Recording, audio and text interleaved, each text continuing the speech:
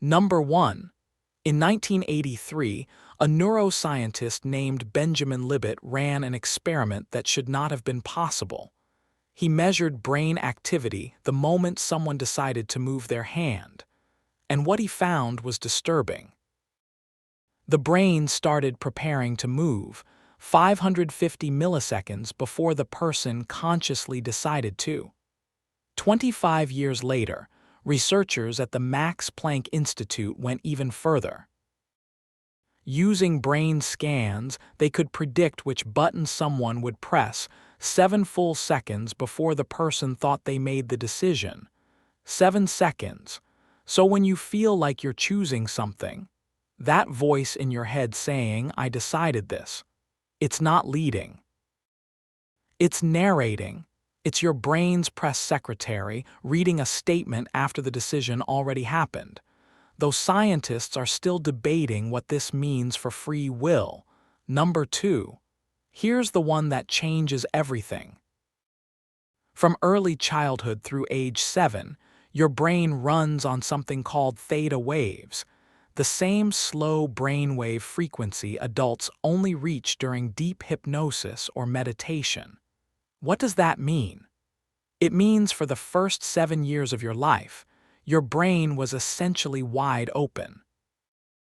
No filter, no skepticism, just pure, direct absorption. Every message you received about whether you were smart, lovable, capable, safe, it went straight in. And here's the brutal part. Those beliefs don't feel like beliefs. They feel like reality. That's why you can know logically that you're enough, that you deserve good things and still self-destruct. Because logic lives in the front of your brain. But this lives much, much deeper.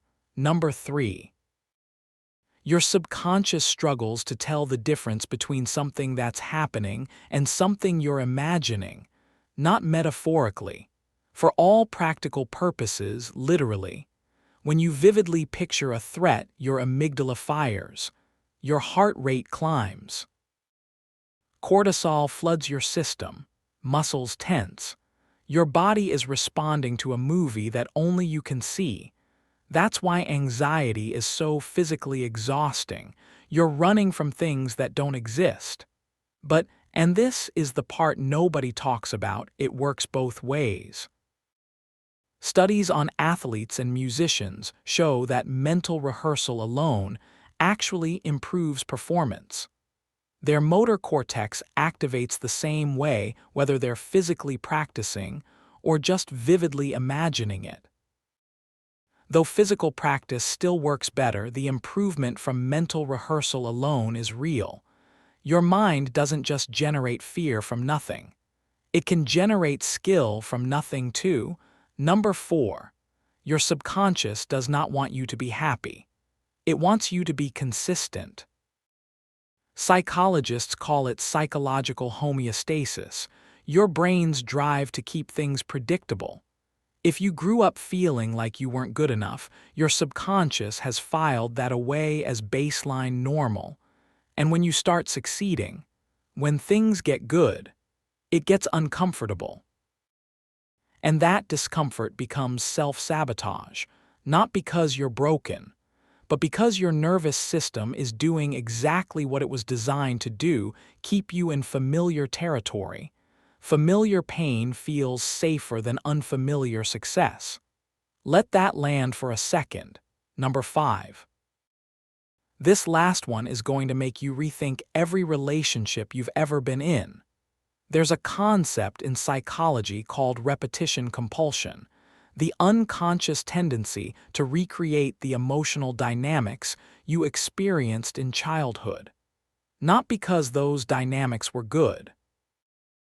Because they're familiar. If you grew up with a parent who was emotionally unavailable, inconsistent, or unpredictable, that pattern got wired in as what love feels like. So when you meet someone stable and safe, it feels flat, boring, like there's no spark.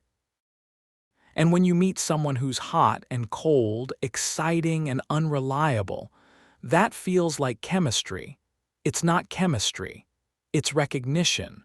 None of this means you're stuck, but you can't think your way out of something that was never installed through thinking. The update happens through new repeated experience, choosing differently, again and again, until your subconscious stops treating the old pattern as the default. It starts with one thing: noticing the gap between what you tell yourself you want and what you keep actually doing. If this hit different, you know what to do.